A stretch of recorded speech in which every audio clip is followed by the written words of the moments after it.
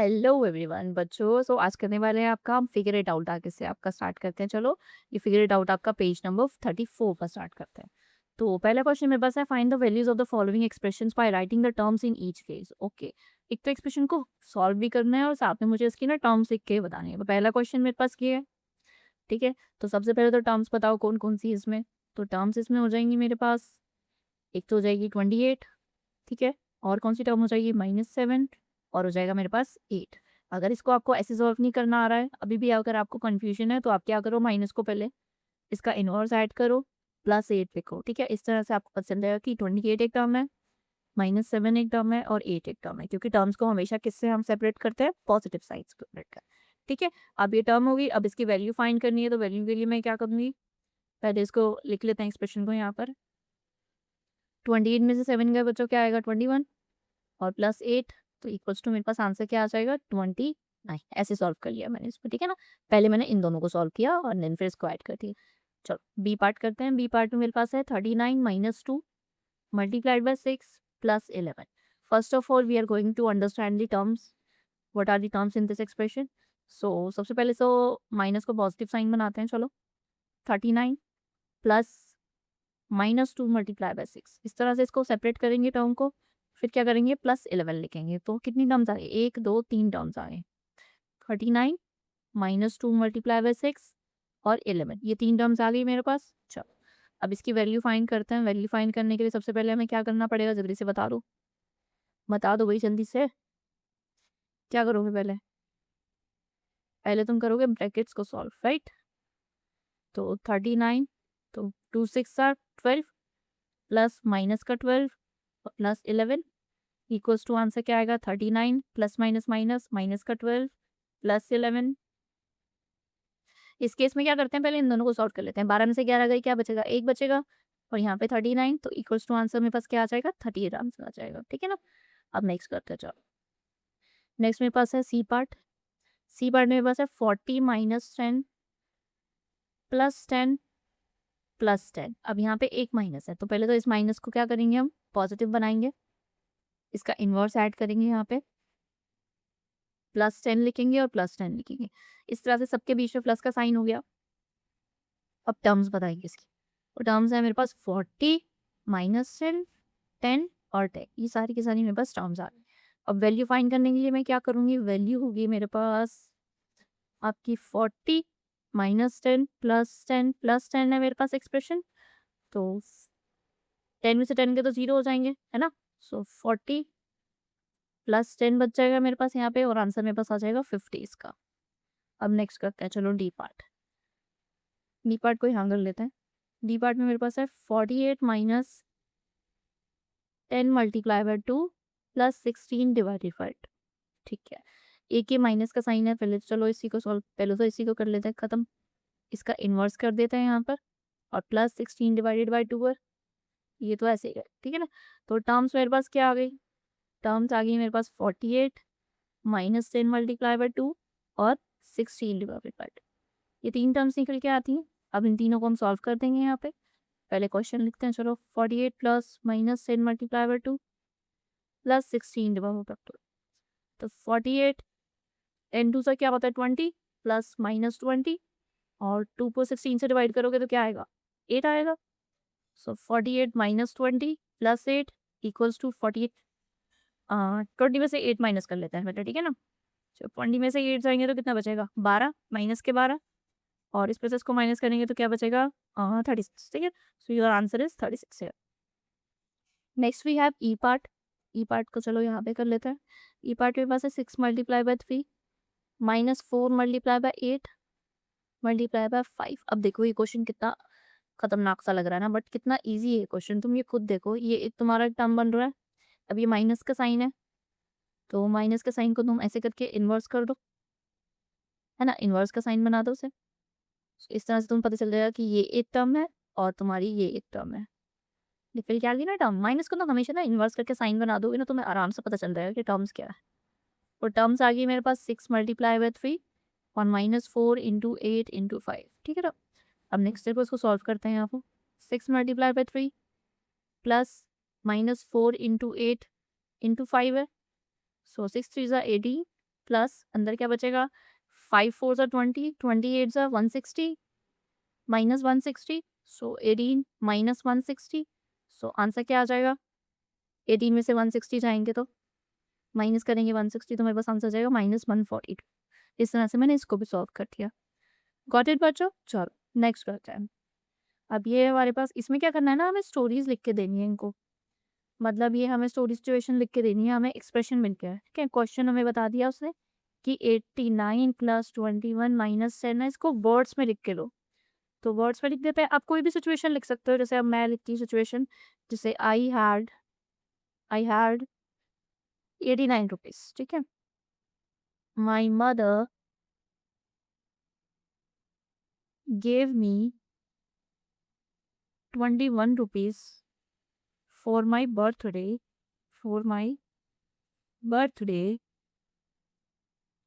but I spent 10 rupees on a pen.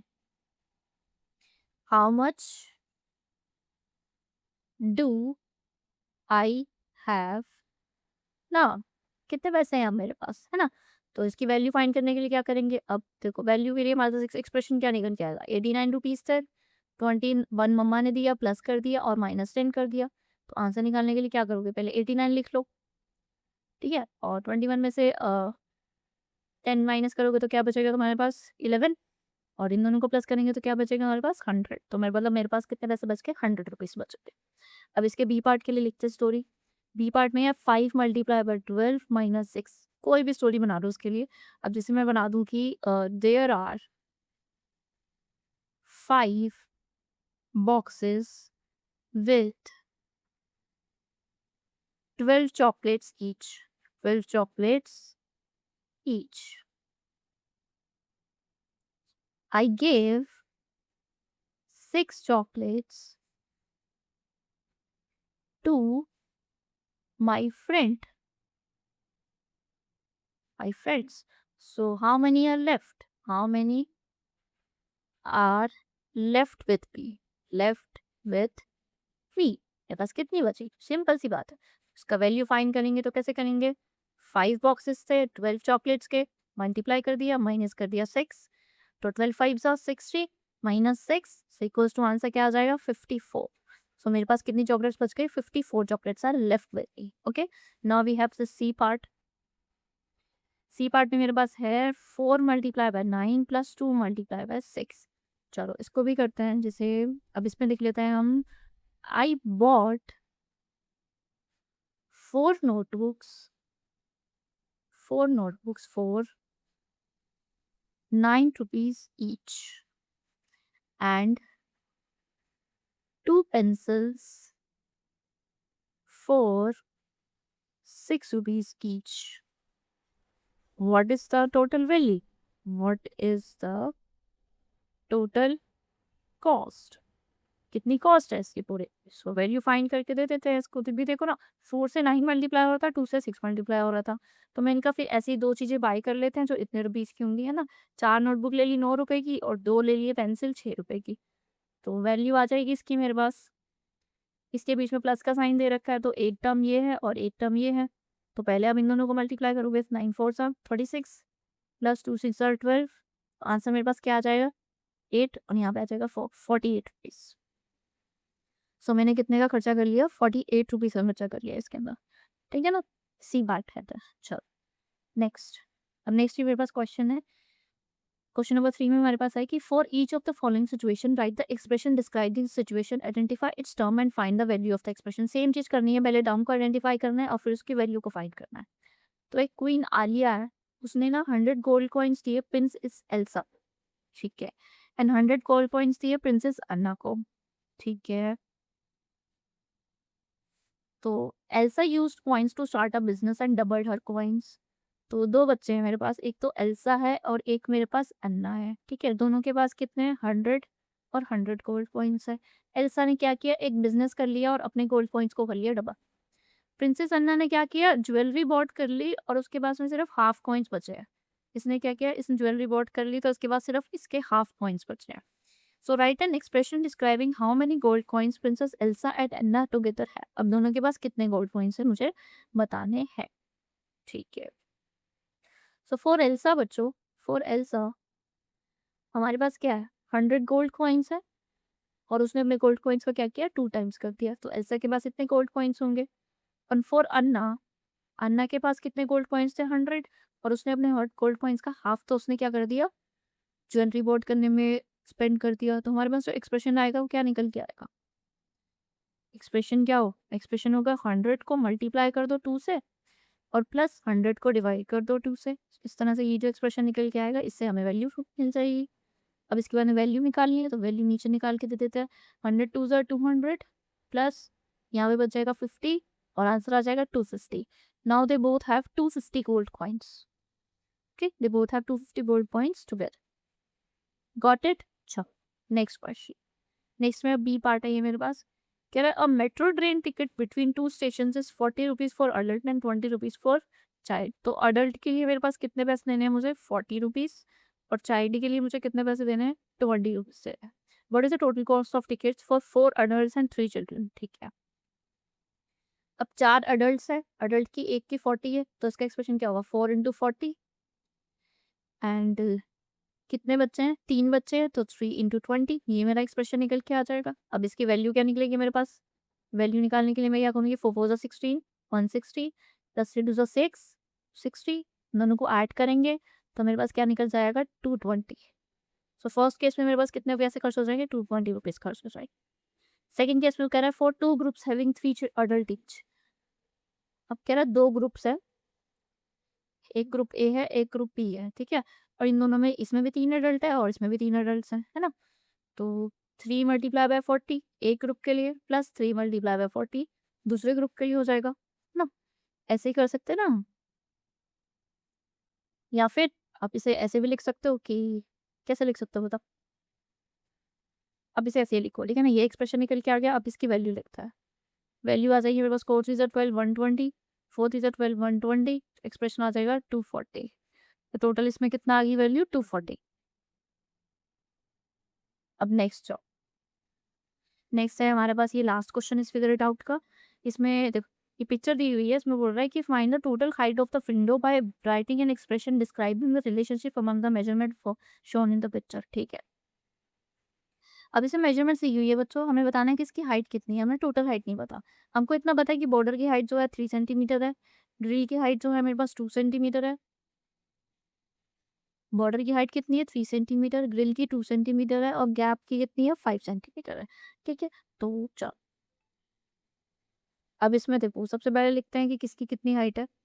Given measurements कितनी है कि बॉर्डर मेरा है 3 सेंटीमीटर का और ग्रिल कितनी है मेरे पास 2 सेंटीमीटर की, और मेरे पास जो गैप है बीच में वो है आपका 5 सेंटीमीटर।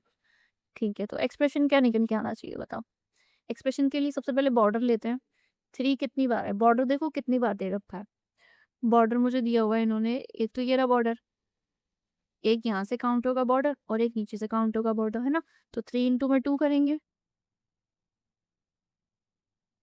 राइट। और फिर उसके बाद में क्या करेंगे बताओ, फिर उसके बाद में हम देखते हैं ग्रिल कितनी है, 1 2 3 4 5 6, 6 ग्रिल है, तो प्लस 6 इंटू में 2 करेंगे। फिर उसके बाद में देखते हैं हम गैप कितने हैं, 1 2 3 4 5 6 7, 7 गैप्स हैं, तो 7 इंटू में 5 करेंगे। 1 2 3 4 5 6 7 गैप्स है ना, तभी तो टोटल हाइट निकल के आएगी। टोटल हाइट मेरे पास कितनी आ जाएगी, 3 2 ज़ा 6, 6 2 ज़ा 12, 7 5 ज़ा 35। इन तीनों को ऐड करेंगे तो बन जाएगा 18 प्लस 35।